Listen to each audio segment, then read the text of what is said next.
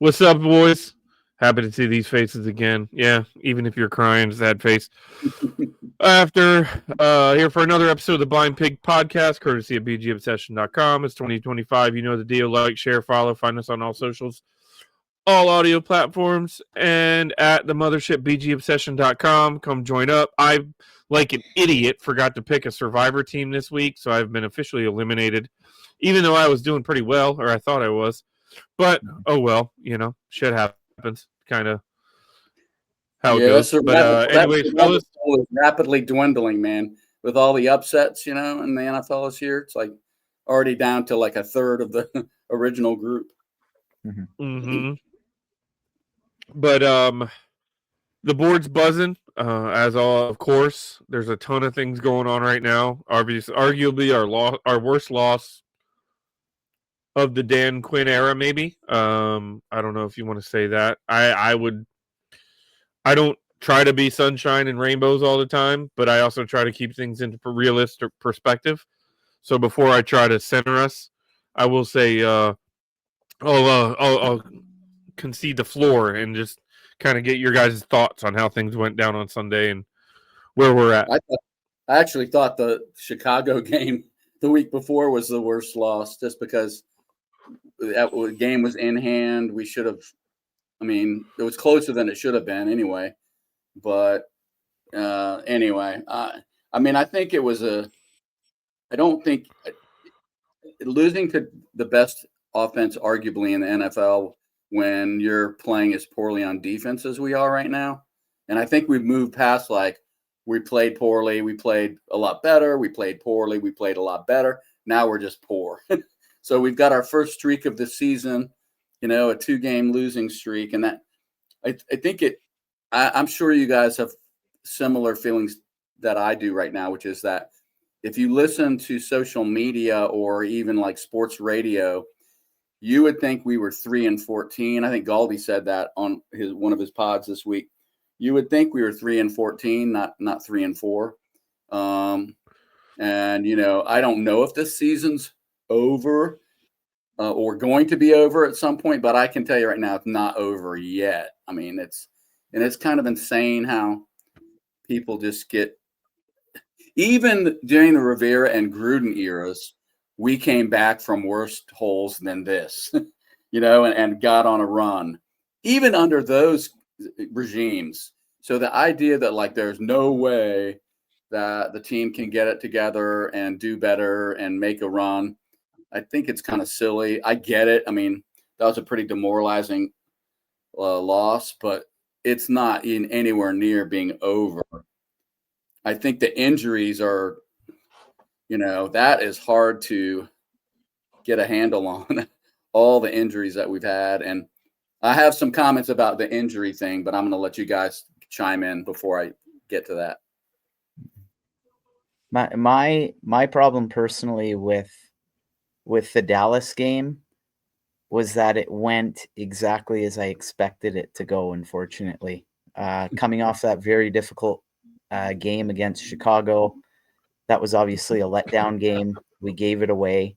And the entire week I was thinking, we're walking into Dallas. They're a strong team offensively. I kind of expected what transpired on Sunday to happen. And I guess I wish I was wrong in thinking that, and I wish things would have transpired differently. I would have liked to see the team have stepped up and, done something different than what I expected. So from that standpoint, it hurt. I feel like the team was still reeling from the week before, and they kind of didn't put that game in the rearview mirror, so to speak. Those are my initial thoughts. The other thing as well is Sunday reminded me just how out of whack everybody's expectations were coming into the season. I think we had a ton of people thinking that this team was just going to build on last year's success. And the fact is, in the NFL, success is not always linear and growth is not always linear. You see it happen with so many teams that you think are on the verge or cusp of being able to accomplish something and they take a step back or they have some setbacks along the way. Heck, we saw that happen with the Lions last year, right? I don't think there was one Lions fan a year ago that was feeling too good about losing in a divisional round to Washington. Houston as well. Houston was another example. That's right. And that's just life in the Mhm. NFL. I think it's just happening a little all at once right now. Like, we're really reeling and we're really feeling it. And people are just having a difficult time accepting that as well. Bob, you're down there in the heart of evil in Dallas. Oh my God. Which, Yeah, how you feeling? I said it in the forums, and I meant it. I'm disappointed. Don't get me wrong, but I am unsurprised. First of all, this Dallas team is a little Jekyll and Hyde. You take a look at what they've done this year, and it's just really kind of bizarre, man. Some of the things that they teams they've lost to and how they've lost, and I expected them to play a pretty good game. In all honesty, I just felt like that was in the cards for them, and I didn't expect our offense to do quite as poorly as I feel like they did. But when I was predicting things, I also wasn't thinking. I guess I wasn't really considering how inexperienced our wide receiver core was going to be on Sunday. I just that for whatever reason, and that's all on me, I completely overlooked the fact we were missing 1, 2, and 3 in our wide receiver group. And maybe I have overestimated things because I'm the guy last year that was preaching it really didn't matter who was catching the football. Jaden Daniels can throw anybody open. And on Sunday he was having his problems throwing guys open. Hey, Bob, our leading receiver on Sunday afternoon was Robbie Chosen, who was elevated from the practice squad on Saturday. So that tells you all you need to know. Oh yeah, and as a fantasy football guy, I was staring at my choices, and I thought, I should go pick up Chris Moore, and that early catch by Chris Moore and the tiptoe down the sideline, I thought, damn, I really screwed up not picking up Moore, but I stuck with McCaffrey, who posted a goose egg for the day in fantasy, but it was.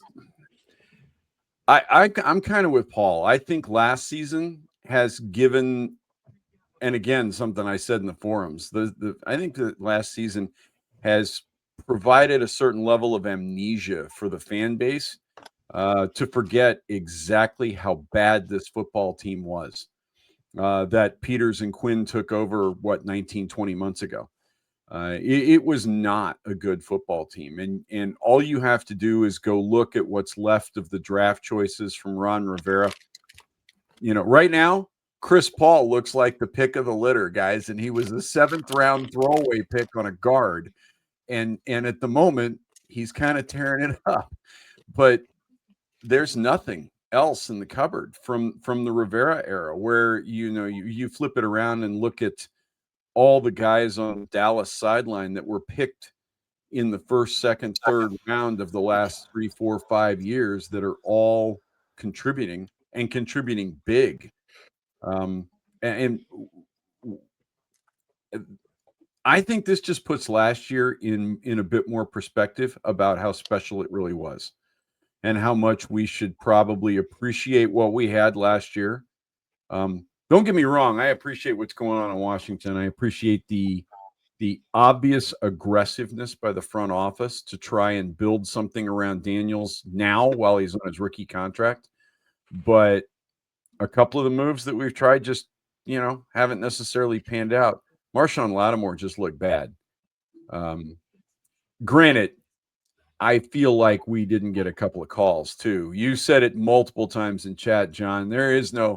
Nobody gets home cooking like the Dallas Cowboys, and I'm convinced that nobody gets home cooking like the Cowboys against the Commanders. It just feels like this is that matchup that the league goes, forget Washington. So, well, one of our regulars, Mark, who is living in Bavaria, our brother from Bavaria, he chimed in today. So I wanted to let you hear his comments, and I've got a snippet I'll play later where he talks a little bit about Jaden Daniels, but this one is specifically about about the Dallas game. Again, we have a failed non-NFL level defense. They have an occasional good game, but this is not a good defense. It's not well designed. It's not well coordinated. It's not well stocked with bodies. There will be changes. I don't think Peters brings back Joe Witt, and I think we have a whole new look on defense next year. We have to. This is a failed experiment so far, and I don't think it's just bodies. I mean, you could give Joe Dietrich Wise and Dorrance Armstrong back, and it's just, I don't know. I don't see it. I don't like the way they play. I don't like their vibe. I don't like how they are slow to react. They need better players. They need young players. So that's Adam's job. But I think we'll have a new D coordinator next year. So that's that side of the ball. I don't think we can get out of our own way this year. Maybe we'll have a late season surge and finish 500 or something, but I don't think we're a legit playoff team based on how bad that defense is. Offensively, I have no idea what kind of offense we have because it hasn't played together yet, right? We had Terry, who was not ready to play when he played and was gone. Debo's now gone. Noah's gone. We have no receivers, which is why teams don't respect our passing threat. And they come downhill, they're blitzing because they can play man-to-man because we got nobody that can beat anybody. So it's going to be like that the rest of the year, my brother. I'm afraid we're going to have to occasionally outscore somebody if our offense gets healthy. But the most compelling question is, what is Mark cooking? Yeah. I was like, what am I hearing? Oh, there's something in a frying pan. But I was a little surprised that Mark already, and Derek were talking about this before we got on tonight, but I was a little surprised to hear him saying that he thought Joe Witt Jr. this would be his last year. But I mean, you gotta admit it's not looking real good right now, and so I don't know that he's wrong on that front. Before we dig into that, I just want to react to the game, if I could have a minute. First, Bob, what you said that Jaden was a force multiplier, but he was not capable of that. You overestimated his ability to throw everybody open. I will say that in the first 3 drives, we probably had 5 drops, more than one of which had a direct reflect on a sustaining drive. Jalen Lane dropped an easy first down where he was wide open. He was kind of falling backwards a little bit, but it's an NFL catch 10 times out of 10. Ertz had a bad drop. I want to say McNichols had a bad drop, wide open on the outside, went right through his hands. Even Luke McCaffrey had a bad drop, if I'm not mistaken. There were a lot of drops. There was a couple throws that probably were not perfectly on target. Jaden hit Robbie Chosen on that wide receiver screen. The ball was definitely high and inside. Had to adjust. You wonder if he was able to make a better catch there, if he's got the ability to turn that into a first down. But all of that being said, we were down 15-20 with 30 seconds left in the half. Mm-hmm. And Bob, you made a point that Lattimore didn't look good, and I'll admit he was on camera quite a few times. But first off, the throw to Pickens was just an elite throw by a quarterback, and it was just perfect. You could not have been any better on that drive to end the half. If that ball is a half a yard, if that ball is 6 inches further outside or inside, we're having a different conversation about how that drive went. That was the crux of the entire thing. Okay. That's fair. There was so many plays that they just proved. You're talking about, and I know, and John and I have talked about this before the podcast.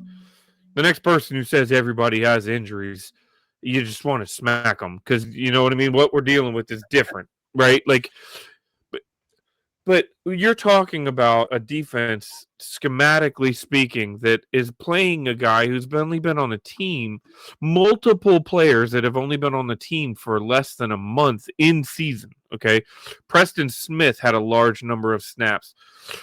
Darnell Savage had a large number of snaps.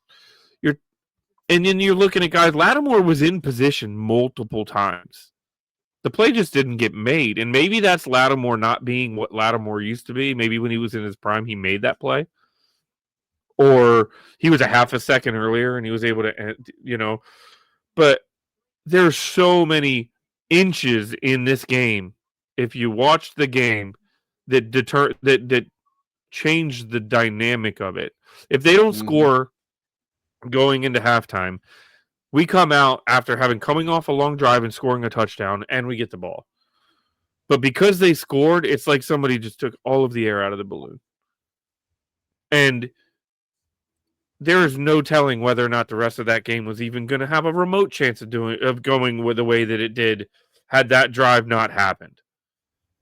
There was a false start penalty against the team against us on punt formation that instead of resulting in an obvious first down, resulted in us having an additional fourth down and having to still punt instead of having a new series. There was tons of different opportunities in minor singular plays that this game was not as far as it should have been. Am I disappointed we lost? You're fucking right, I am. It's the damn Cowboys, and there's no way that it's ever going to be okay that we lose to them. But I also look at it, and I'm like, last year we got those bounces, and I've said this on 4 or 5 different podcasts in this season. Last year we got those bounces, and we ended up in the NFC Championship game. It's pretty obvious this year we're not getting those bounces, and because we're not getting those bounces, we're losing games that we had won last year. So where's the massive difference? We're talent deficient on defense. We have injuries on defense. We're not talking about a couple injuries, and you mentioned Dorrance. We are now down to our 4th defensive end. If you look at it, we're down to our 4th wide receiver. We are like now Jaden's injured again. I mean, at some point you've got to look at it and say how much more can you actually overcome, especially when you're playing an elite offense and you're playing on the road and you're playing on a short week. I mean, where's the real expectation? I like, that's my only. And, Dan Quinn, after the game, the very first thing he said, and that's the most animated I've ever seen Dan or heard Dan Quinn. The very first thing he said was the injuries are no excuse. Yes, we've had a ton of injuries. And I appreciate him saying that. But the whole thing about the excuse word, the E word, I just think it's silly because it doesn't matter whether it's an excuse. It's a reality that it's not an excuse. It's a reason. And that's right. And it's not just the fact that we don't have that player. I think that's where we don't connect all the dots there. It's like the timing between Jaden and the guys he's throwing to, that's like months in the working. That's months in the working of knowing how guys are going to come out of a break, how quickly they're going to get to where the ball's supposed to be. And on defense too, it's like especially on defense where you have to trust that the guys to your left and right, by the way, they weren't there last week. It was somebody else, but you have to be able to trust. If you're Bobby Wagner, you have to know what are the guys behind me going to do? What are if they do something at the line of scrimmage and change a formation, those defensive backs have to know exactly what they're supposed to do in concert with the other players. And it's really easy for fans to say, well, all teams have injuries. But when you have as many injuries as we've had, having any kind of cohesion or consistency or limiting mistakes, it's almost impossible, man. So again, if people want to say that's an excuse, okay. But I mean, I'm telling you right now, we're not too far from being like, how are we going to field a 53-man roster for the next game? It's pretty bad. So I do think that's a huge factor. And like Mark said, on offense, who the hell knows what our offense would have looked like? We've lost every skill position player except for except for Zach Ertz. You know, all of our wide receivers are starting running back. So I mean, how do you account for that? That's just terrible luck. Anyway, it is. But I think part of this was. I'm going to put part of this on the coaches too, though. I mean, I didn't feel like Cliff called a particularly good game. Granted, he's working with one arm tied behind his back, but I expected 8-9 guys in the box, because who are we playing out wide, right? And I was looking for the early deep shot to Lane, if for no other reason than to just say, hey, we're coming. We're going to try this. We've got the speed. You don't have to hit it. You just have to put the fear of God in the defensive back's mind and make him start thinking about it. And then later in the game, when Jaden was on the scramble and Lane hit that really nice double move and sat down in the pocket and made that catch, I thought, see, this is kind of what I was looking for in the first quarter on the first drive. Let's uncork one. Let's make them think about the fact that we don't care that we're playing wide receivers 4, 5, and 6 on the depth chart. We're going to play our football game and make them respect that. And I never saw it. I never saw that this is my game and I'm going to play my game. Honestly, the play calling felt tentative to me. I'll be square and tell you, I haven't felt like Cliff and Jaden have completely been on the same page most of the season. Maybe I'm just weird. I've been shoving that thought in the back of, to the back of my mind for weeks now. I'm like, I'm wrong. I've got to be wrong. And I sat in my garage on Sunday and watched this game, and I thought, you're not wrong.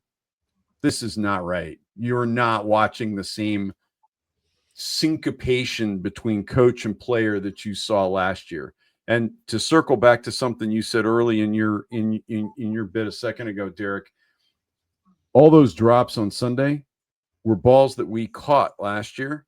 We had games where we sat here in the podcast and wondered how guys were catching balls, where only 1 or 2 or 3 balls a game was hitting the turf, right?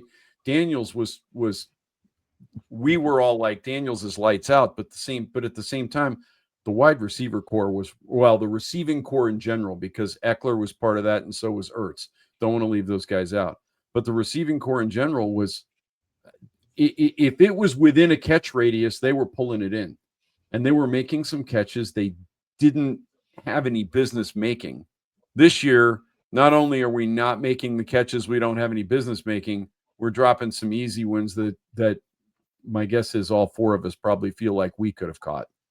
So, there's just there just feels like there's been a almost a titanic shift towards. I think that comes back to what John was talking about is Jaden's throwing to guys that he's not, and I shouldn't say not used to throwing to. They practice together, but if he hits him in the hands, Derek, that's not a reason or an excuse, right? If he hits him in the hands, I agree, and that is my point. He hit Zach Ertz in the hand, and he's had bad drops this year, multiple bad drops this year. Yeah, he's hit, and you bring up look. I'll go back to the Chicago game. That first interception, the play was there. Jaden missed it. Yes. And I'm not putting. He's also hurt. I'm not going to forget. You're not wrong. He's hurt. He's been hurt. Right. So I'm not making. But that goes back to Bob. To your point about if him and Cliff's play calling are not insane. The play call was there. The play call was there multiple times this game, and there were drops. There was missed. So the play call. You can't. I don't want Cliff. If the play call's there and it fails because of an execution, you can't change the play call. You've got to continue to play call it to the point where it's, you know what I mean, like to what it's supposed to be. Because there's 9 other guys on offense beyond the Jaden Daniels and the receiver that are effectively executing that play call. And at some point, you just got to bring it together.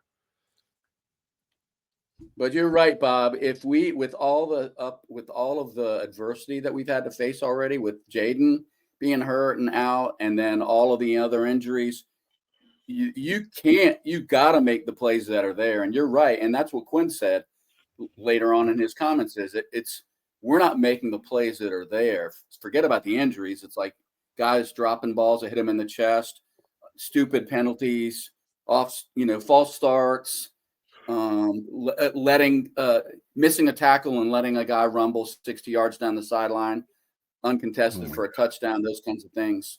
So you're right. A DB and a safety smacking into each other and letting CeeDee Lamb walk in for a touchdown, even though they were in position. They were within a yard of him when he caught the ball. Yeah, sorry. It's been rough. So, Brother Paul, you got any closing notes on this game, or do we want to move on to?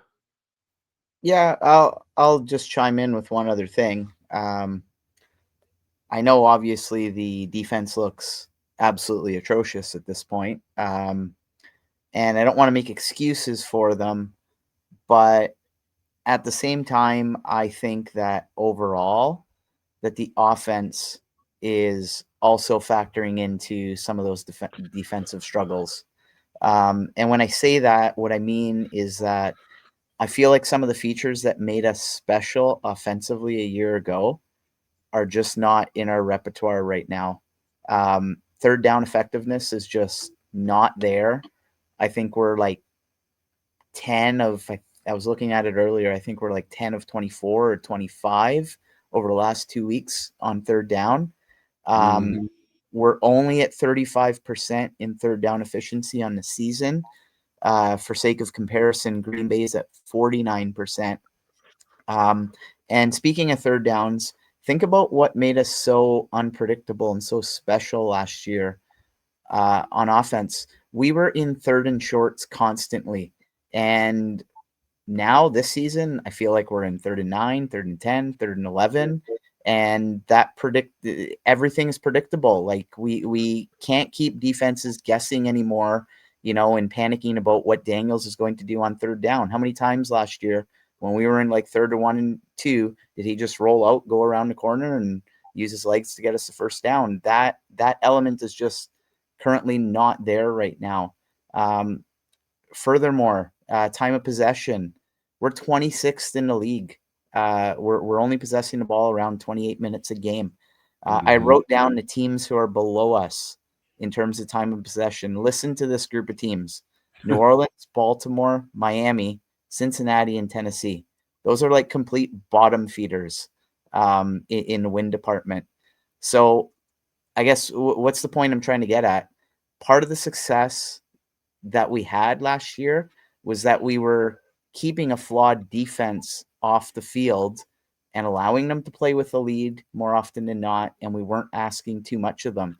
And this year, I feel it's like the complete opposite of that, right? Like we need our defense to play almost a perfect game in many instances to give us a fighting chance on Sundays. And right now, that's not a recipe for success because our defense is just not good enough. We don't have the horses on that side of the ball. So I don't know. Before we move on to talking about Kansas City, I wanted to Mark had some comments about Jaden Daniels I thought were worth hearing. So the concern that I have, which is a little deeper than that, and I know it's early, but Jaden's been hurt 3 times now. Right? He got hurt last year, getting tackled awkwardly downfield and missed a couple of games. He got tackled awkwardly this year and missed a couple of games. Now he's gotten twisted up again and is probably going to miss the KC game, which, God, that's going to be ugly.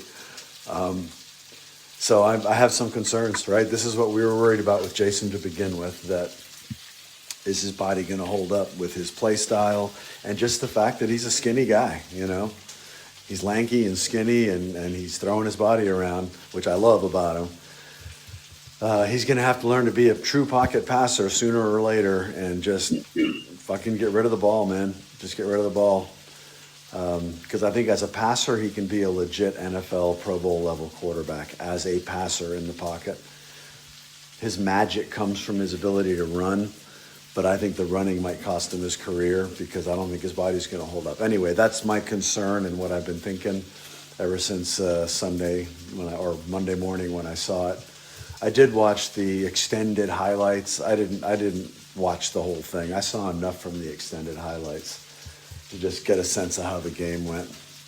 So very disappointing, because we sort of watched from the moment that Jaden fumbled against Chicago when we were just basically running out the clock to win that game. From that, I think that's the turning point of the season. They end up losing that game that they should have won. And now they're heading into Dallas, which fucking owns us, right? They beat us badly. The Chiefs are, you never say never, and I wouldn't bet real money. But if I was a betting man, I'd bet heavily on Kansas City to cover whatever the spread's going to be. And we got Seattle, which is playing sound, solid football on both sides. And somebody else in there, right? I've forgotten the schedule already. I don't think we're going to win a lot over the next month while we try to get our offensive players going again. So I'm just going to enjoy it. Just enjoy watching football. I enjoy the NFL. Hopefully watch Jaden play and play well, which is, as long as he's doing that, we're moving forward and we have a shot to be legit for a few years. And that's all I have to say. So Mark mentioned, we got 4 games before the bye. The one he couldn't remember, one of the ones he couldn't remember was Detroit. We got to play Detroit. We are playing them at Northwest Stadium, so that's the good news. And then we got the only game that we're probably going to be favored to win is in Madrid against Miami. So we do have a tough stretch upcoming. And who knows? I don't know. I think he's probably right about Jaden on Sunday, but I don't think we know yet, right? Whether the MRI apparently was okay on Jaden's hamstring, but that doesn't mean he looked like he was hobbling around pretty good after that. Mm-hmm. I would be surprised. All right, before we totally move on, I think as negative as this has been as we break this down, I have to say Deron Payne is playing some of the best football I've ever seen. And I you know what I mean? Like, I do want to end something to say, hey, what can we take? Deron Payne is a monster when he wants to be. The problem is getting him to want to be. He had a safety, multiple batted balls. He ended a drive by himself with 2 batted balls.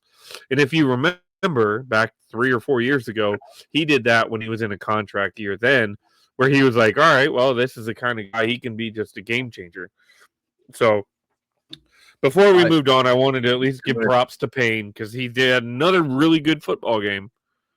He's doing it this year, not in a contract year. So, I think that's a positive. I think technically.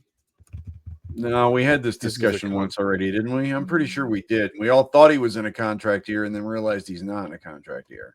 Maybe I'm misremembering. I do want to say something about what Mark said. The injury that we're worried about at the moment with Jaden, he was in the pocket. He wasn't out running. The hamstring thing happened standing still in the backfield. And so, I understand the concerns. And yeah, the injury last year, if I remember correctly, was on the move. And the first injury this year was on the move. Or when he hit the ground. I forget which. I guess it was when he hit the ground. But I think injuries in the NFL are just kind of freaky. And they happen. They are. How many guys have we seen already this year out for the season through non-contact injuries? I'm talking league wide, not with Washington, but it's just kind of crazy. It feels like every time I dial up a football game, somebody's making a cut somewhere and a leg shifts and they're down. And the next thing you know, it's, they won't be back for weeks, maybe not till next year. So it's just kind of I think it's a crapshoot. I'm not worried about Daniels from that standpoint yet. And I don't even think he's having a sophomore slump. I feel like he's actually playing relatively good football. We just aren't quite clicking like we did last year. Either he's a smidgen off with a football, and guys can't quite get their hands on it, or guys can get their hands on it and then drop it. It just feels like the whole team is a little, I don't know. Not even Patrick Mahomes can win games on his own. I mean, you got to have some help, and he's not getting a lot of help right now. When he didn't have Worthy and didn't have Rice, if you go back and you look, I was actually going to talk about that, but before we move on to just to clarify, Bob, Payne is technically under contract next year, but he's a $28 million cap hit. If we were to release him, that number would go down to 11.2. So there's a potential easy out there. So he's playing, so technically, no, he's not in a contract year, but he's going to have to ball out in order for them to justify paying him $17 million more than it would be if they cut him. They won't pay him $17 million more, but I don't think they're going to cut him either. I think he's ripe for some type of a. That's what I'm saying. This is why people are saying it's a contract year. Is that now he's on the precipice of negotiating a new deal. So, John, to your point, Mahomes was missing Rashee Rice for the first 6 weeks. He was missing Xavier Worthy, who was hurt. If you go back and look, people going through the first 4 weeks of the season were asking if the Chiefs were done. They lost to the Chargers, lost to the Eagles. They beat a beleaguered Giants team. They beat a Ravens team that apparently now looks like they're not worth anything. Lost to the Jaguars, and then they beat the Lions. And then now the Lions weren't playing at their peak either. But over the last 2 weeks, they've looked strong, beating the Lions and the Raiders. But when Mahomes was without his true weapons, there was a period there where people were starting to ask them real questions, and they were looking at that team. Statistically, the offense was not performing well. Mahomes was trying to do everything himself. A lot of questions were coming up, and I'm glad you brought that up, because it does. You look at just how important all 53 guys are. You know what I mean? It matters every game.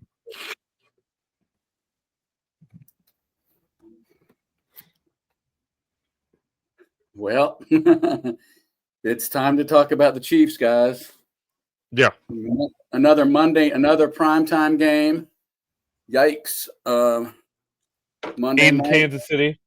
I think that's the only Monday night game that next Monday. Is it? Am I right about that? Anyone know? Yeah, I think you're right. And there'll be a Manning cast for this one that we get to watch. Woohoo.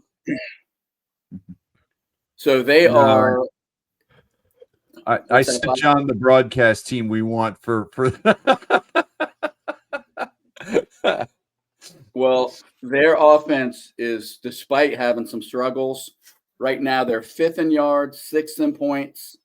Rushing attack is not quite as highly ranked, but they're very good offense, and they're one of the few teams in the NFL that is equally highly rated on defense. They're 5th in yards, 3rd in points on defense. Same thing. They're not as strong against the rush, but as they are against the pass, but they're tough on both sides of the ball, and we're playing them at home on Monday Night Football. So I think I said yikes already, didn't I?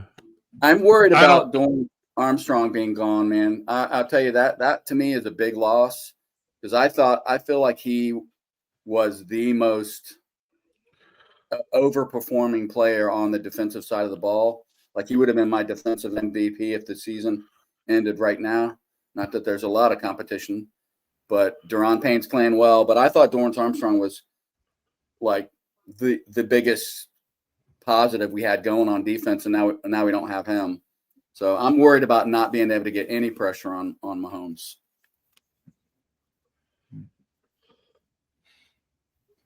You're not wrong. I don't have a better way to put this than the overwhelming majority of the odds are that if you were disappointed coming out of the Dallas game, you're going to be disappointed coming out of the Chiefs game too. And if you let that, so I don't know what's that old saying? If you do the same thing over and over and expect a different result, that's literally the definition of insanity. I mean, we're kind of there at this point, right? Like, they're saying that Terry McLaurin's likely to practice, so is Debo. We should know more tomorrow. Being a Monday night game, the schedule's a little squirrely because things are shifted like by a day. Tomorrow will probably be like a through or a simulated practice, and then Thursday will probably give us a better idea of who's actually participating and doing things. But yeah, I'm with you, John. The best thing we can do is try to get pressure on Mahomes and try to beat him to the corners. And if anybody on our team was going to be that guy, it was going to be Armstrong. So, yeah, hey, buckle up, Preston Smith. It's time to earn your paycheck, I guess, because somebody's going to have to do it, or he's going to just eat us up. A lot of times you kind of look to, can we force some turnovers, because that's kind of the equalizer when maybe you're not as talented as the other guys that you're playing. But the problem is we cannot force a turnover to save our lives this year. I mean, we have like a ball hitting two defensive backs, bounces off both their hands and falls to the ground. We just can't seem. And then we force fumbles, but we can't recover them. I mean, I don't know, man. I don't know. It's hard to know I feel bad. I actually feel bad for Quinn and Kingsbury and Joe Witt this week. I really do. Because I don't know what game plan you come up with for this one. You tell me, Paul, what's the magic menu you're going to draw up to beat the Chiefs at home on Monday Night Football? I'm giving a very you who live with a Chiefs fan. Yeah, that's right. I'm giving a very snarky answer here, but I don't know. Knock Mahomes out of the game, maybe. Go. That might be our only hope. Yeah. Where's Tanya Harding when you need her? That's right. I don't know. Just one of the things that worries me about this game, and I mean, there's a lot of reasons, but I've been exposed to a lot of Kansas City in my home for the last several years. And one of the things that I notice about that defense is they consistently get after it. They constantly got guys flooding to the ball. They're very aggressive along their defensive line. Karlaftis scares me. I think he can have a field day on Sunday. Jones on the interior. I'll be curious to see how our interior linemen deal with him.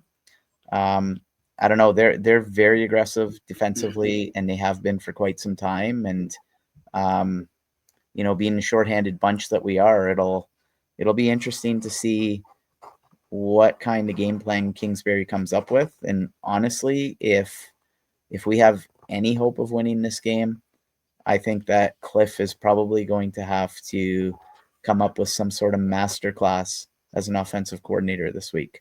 So we'll see.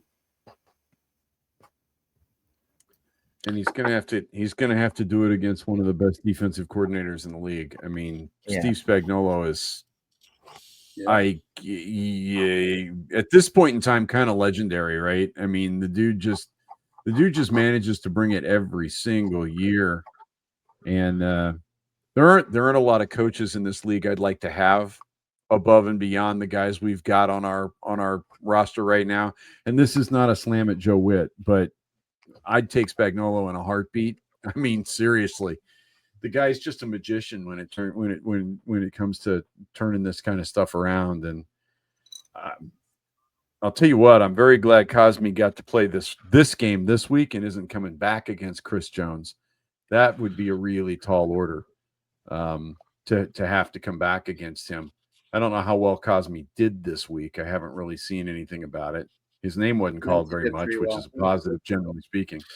Somebody shared some stats. He had no sacks, no pressures, and he was one of our top 5 PFF graders. Yeah, he was like 78 in PFF scores. Yeah, he had a really, really solid game. He and Biotic are going to have a hell of a game. Speaking of that, the whole O-line had a pretty solid game. Like, even though Jaden did get hit in the pocket, and that's what but there were a lot of guys that stood out and played well in that game. Sorry, not to interrupt you. No, and that's fair. I mean, typically you knock the offensive line when your running game's not going. Our running game wasn't going because 5 guys can't block 11. And yeah, that's the problem, man, because you look at their unit grades and clearly the one you circle is they're middle of the league in rushing defense, but so was Chicago, and Dallas was the not very worst. much, right? And yet they were, and again, and that's when I think you said a little while ago, Bob, that like Kingsbury's game plans were suspect or whatever, or weren't working. I've been saying that for the last 3 weeks too. But then I started thinking about it. I'm like, well, what game plan is he supposed to come up with? Because we don't have the wide receivers to get them to unstack the box. You know, we don't scare anyone with our passing game right now. Jaden can't run, so you can't use him as a magic bullet. And those guys aren't walking the street. It's not like you can go out and sign 3 guys there and change that. So how do you get teams not to stack the box? Because if it's not Jaden taking, guys got to start catching footballs. Guys got to start catching Make footballs. them pay. That's the only thing you do. Right. When the football's there, but I would go back to my opening statement. I still think we have to take a couple of deep shots early in the game, except that they're low percentage balls. Right? We're not necessarily trying to. Well, we're always trying to connect. At least I assume you're always trying to connect. But you take that shot as much to say to the other team, we're going to do this, so you have to pay attention to it. And we never did that against Dallas. We're also not throwing to the running backs, because I think that's another thing we could do. I know that we don't have we don't have Austin Eckler out there now, but I still say, like, get those running backs behind that first, batch of defenders, and don't pound Bill up the gut. Bill was like 13 rushes for 30 some yards, 2-point-something yards per carry. You just can't. It's not going to work. I don't care. He's a talented young guy, but you just can't keep pounding running backs into that line. You're going to have to do something creative to get some pressure, to get some kind of opportunity. Well, the other thing I didn't see, and I didn't bring this up in chat, I should have, but I didn't see all game long, was an attempt at a screen. Typically when you've got them rushing the passer the way Dallas was rushing the passer, okay, great. You want to rush the passer? Come on. Let them come up field and then drop one, and Jeremy McNichols has proven to be very effective on those screen plays. I think Bill would be as well. And yet I don't remember a single screen called on Sunday. Derek, you're better at that kind of stuff than I am. Do you remember one? RB screen, no. There were a couple design throws to the running back. Like I said earlier, one of them McNichols dropped. Another one McNichols had a very solid. He had one on third down, if I'm not mistaken. He broke 3 or 4 tackles and ended up getting, if not a first down, but down close to being a first down, if I remember correctly. But no, I don't remember seeing any designed running back screens off the top of my head, or if they happened, maybe it just didn't go anywhere, and that's why I'm not remembering.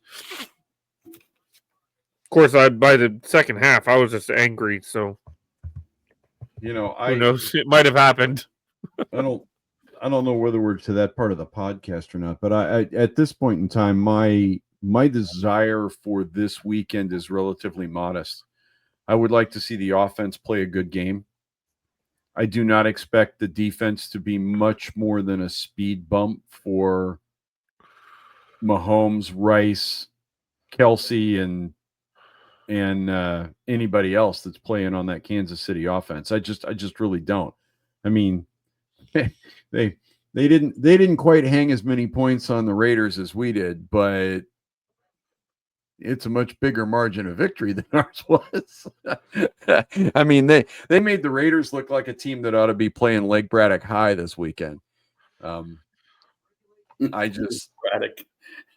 don't know. Have you seen Lake Braddock lately? Yeah, that's a hell of a pull. But I just don't. I would like to see a good football game on the part of the offense, regardless of who's under center. Mariota actually did a horrible game outside of that one really bad pass. Well, do we want to go there, guys?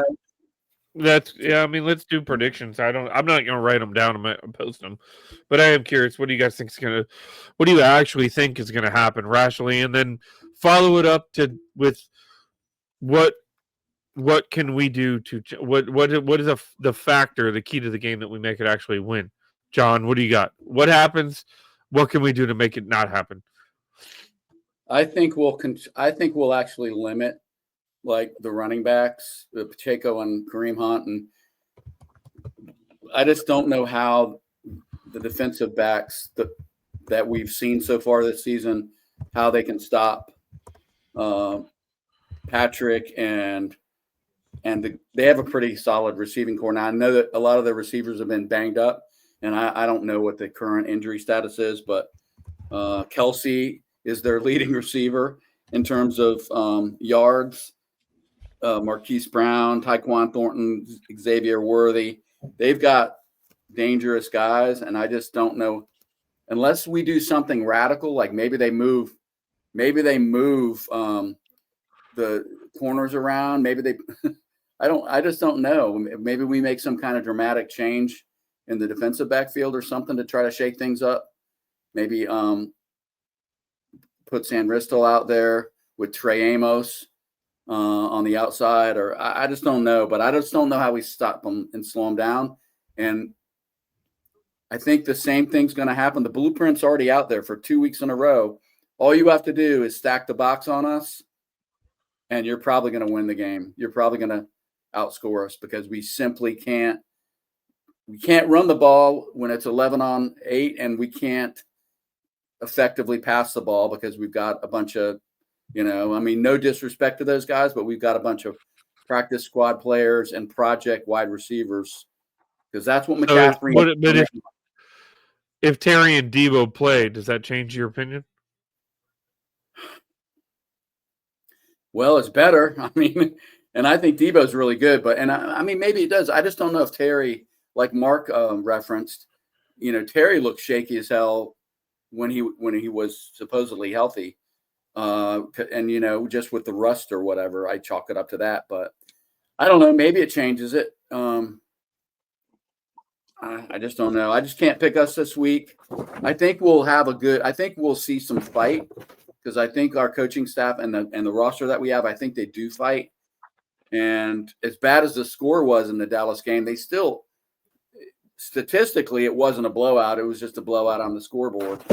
So I think we can play them tough because I think the team has a lot of pride, more pride than we might give them credit for.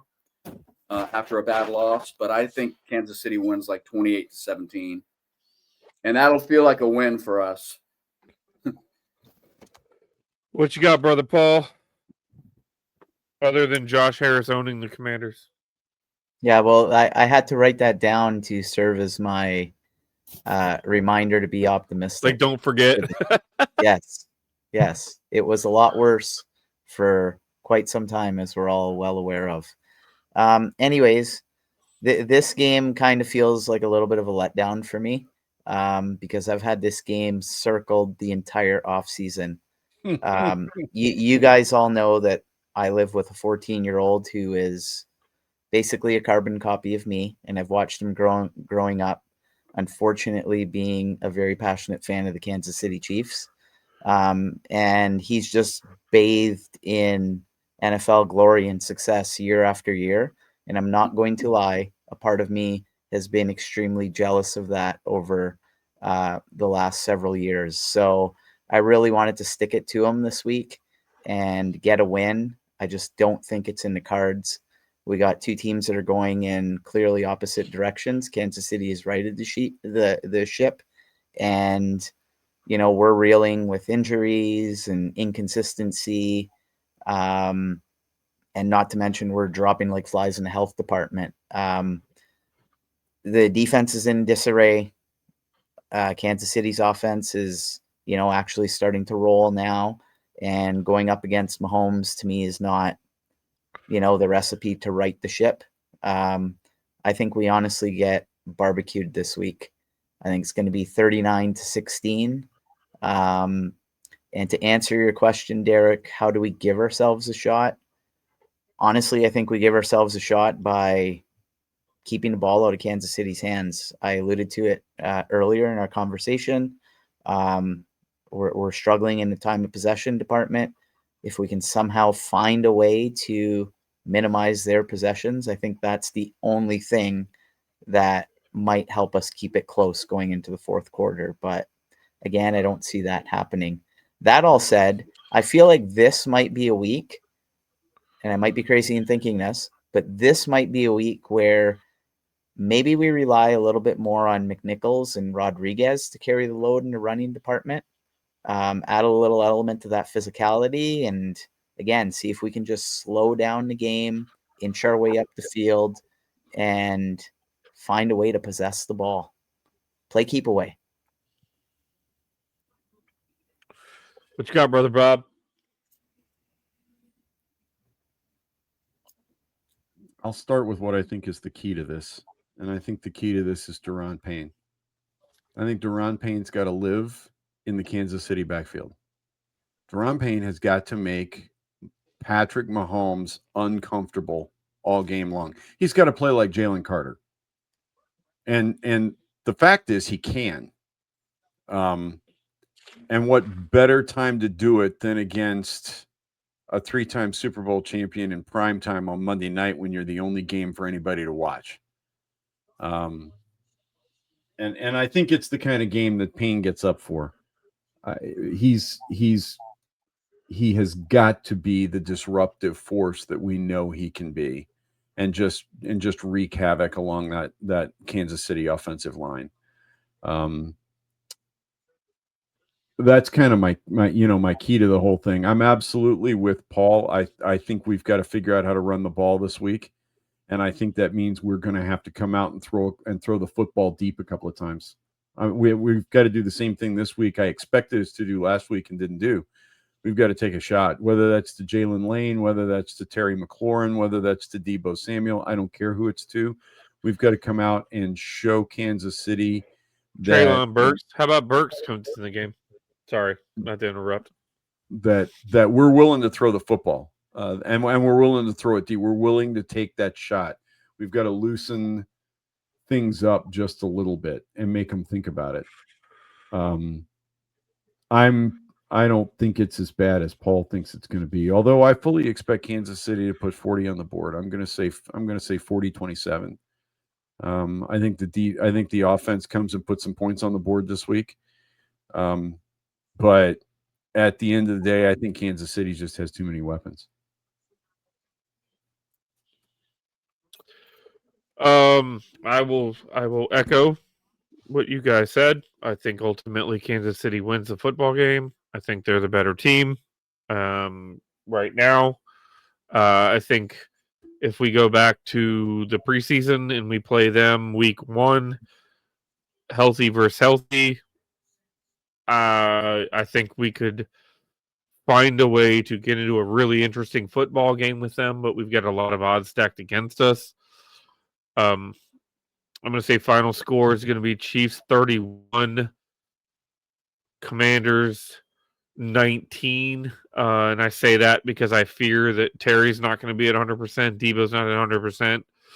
Wishful thinking to believe that just because they've started practicing that they're going to be able to enter the game and be at 100, be difference makers. That's just not realistic. To answer the question about what do I think needs to happen, I don't know if you guys have looked at the schedule. We play them on Monday night. You know who they have next Sunday? Buffalo. The Buffalo Bills. Okay. I would not be surprised if there are players in that locker room that are looking towards the Buffalo Bills, knowing that the Bills are supposed to be the class of the AFC right now. That's going to be the kind of game that I think that we would have to have in order to win. Unfortunately, the best thing that could happen for us is them looking past us. I don't know that we've got the horses to just completely shut them down. Bob, I will echo your point. It's going to be the interior D-line. It's going to be wreaking havoc, stopping the run game. You get an early score. Maybe you can start to play a little bit on the offensive instead of trying to, play catch up. So, yeah, I'm not confident, but any given Sunday. If there's any season that's proven that, it's this one. So I'll be rooting like hell on Sunday. Even if I'm not confident, I'll still be watching it and still be screaming at the television, excited when I can be.